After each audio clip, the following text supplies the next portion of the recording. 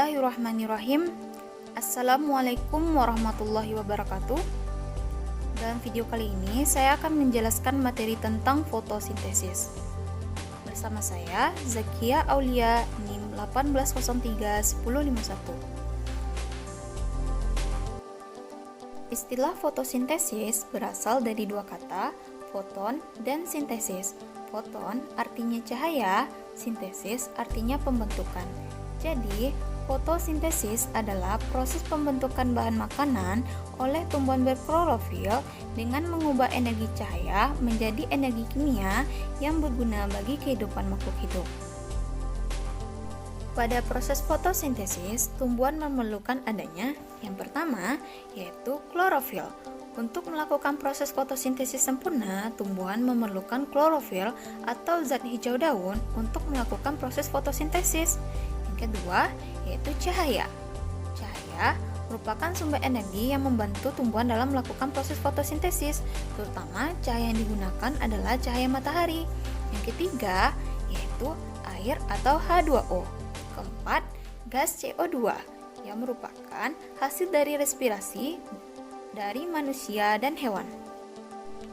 Lalu, bagaimana proses fotosintesis terjadi? Proses fotosintesis terjadi berawal dari tumbuhan menyerap air yang ada di tanah melalui akar dan mengangkutnya ke daun. Nah, gas CO2 atau karbon dioksida yang ada di sekitar tumbuhan akan diserap melalui jaringan stomata yang ada di daun. Tepat pada siang hari, cahaya matahari akan ditangkap oleh klorofil sehingga proses fotosintesis pun terjadi. Reaksinya, air ditambah karbon dioksida dengan bantuan energi cahaya matahari dan klorofil akan menghasilkan glukosa dan oksigen.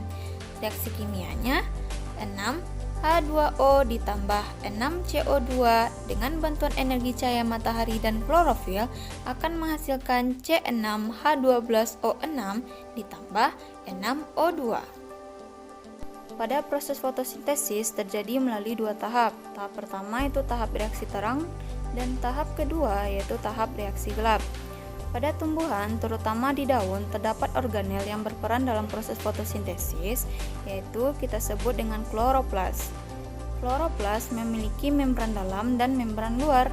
Di dalamnya terdapat kumpulan tilakoid yang biasanya kita sebut dengan grana, sedangkan banyaknya grana kita sebut dengan granom.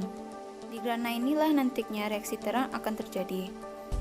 Kemudian di kloroplas juga terdapat cairan yang biasanya disebut dengan stroma. Nah, di stroma inilah nantinya akan berlangsungnya reaksi gelap. Kita masuk ke tahap pertama yaitu tahap reaksi terang atau disebut juga dengan fotolisis air. Pada tahap ini berlangsungnya di tilakoid atau di grana. Nah, pada tahap reaksi terang hasilnya berupa oksigen, 2 ATP dan 2 NADPH. Nah, lalu bagaimana mekanismenya? Pada tahap reaksi terang terdapat fotosistem 1 dengan panjang gelombangnya 700 dan fotosistem 2 dengan panjang gelombangnya 680. Pada tahap reaksi terang ini akan berlangsung dua reaksi, yaitu reaksi siklik dan reaksi non-siklik. Nah, pada tahap reaksi non-siklik, yaitu dari fotosistem 2, P680 akan menuju ke fotosistem 1, P700 akan menghasilkan ATP, NADPH, dan oksigen. ATP dan NADPH inilah yang nantinya kita gunakan untuk reaksi gelap. Kemudian, pada tahap reaksi siklik, yaitu dari fotosistem 1 atau P700 akan kembali lagi ke fotosistem 1, P700 hanya menghasilkan ATP saja.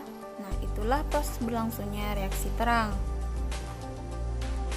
Selanjutnya, kita masuk ke tahap reaksi gelap atau disebut juga dengan siklus Calvin.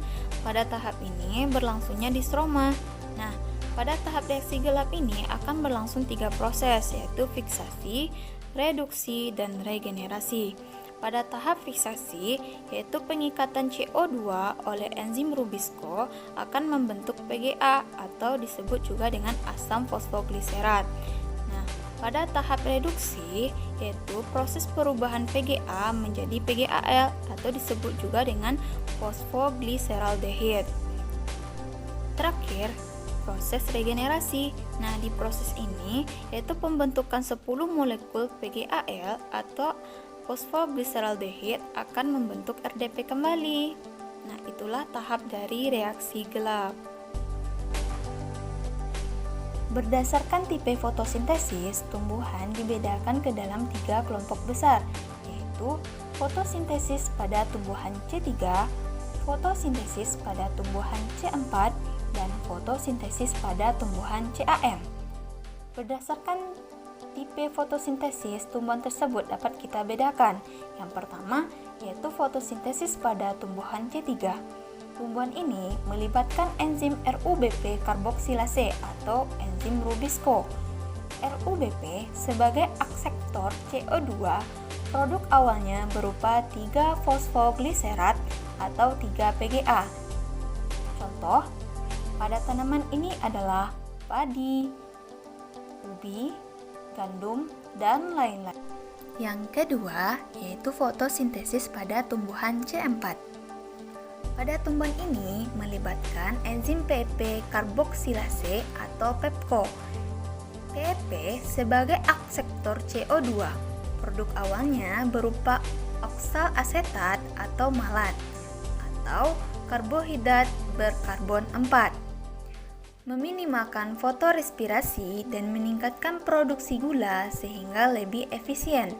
Contoh dari tumbuhan ini adalah tebu, jagung, dan jenis rumput pakan ternak. Yang ketiga yaitu fotosintesis pada tumbuhan CAM. Pada tumbuhan ini, stomatanya akan membuka pada malam hari. CO2 difiksasi pada malam hari dan diubah menjadi asam organik di dalam vakuola sel mesofil. Nah, pada siang hari, CO2 dilepaskan dari asam organik untuk membuat gula pada kloroplas. Contoh, pada tumbuhan CAM ini adalah nanas, kaktus, dan sukulenta dari familia Crassulaceae. Adapun faktor-faktor yang mempengaruhi fotosintesis. Yang pertama, intensitas cahaya. Laju fotosintesis tinggi jika intensitas cahaya sangat banyak. Yang kedua, konsentrasi karbon dioksida. Makin banyak CO2 di udara, makin banyak pula bahan yang diperlukan tumbuhan untuk fotosintesis. Yang ketiga, suhu. Suhu optimal diperlukan tumbuhan untuk mengaktifkan enzim-enzim yang bekerja dalam proses fotosintesis. Yang keempat, kadar air. Kekurangan air akan menyebabkan stomata menutup sehingga akan menghambat penyerapan CO2 yang akhirnya akan menurunkan laju fotosintesis. Yang kelima, kadar fotosintat. Jika kadar fotosintat berkurang, laju fotosintesis akan naik. Nah, itulah penjelasan tentang fotosintesis. Assalamualaikum warahmatullahi wabarakatuh.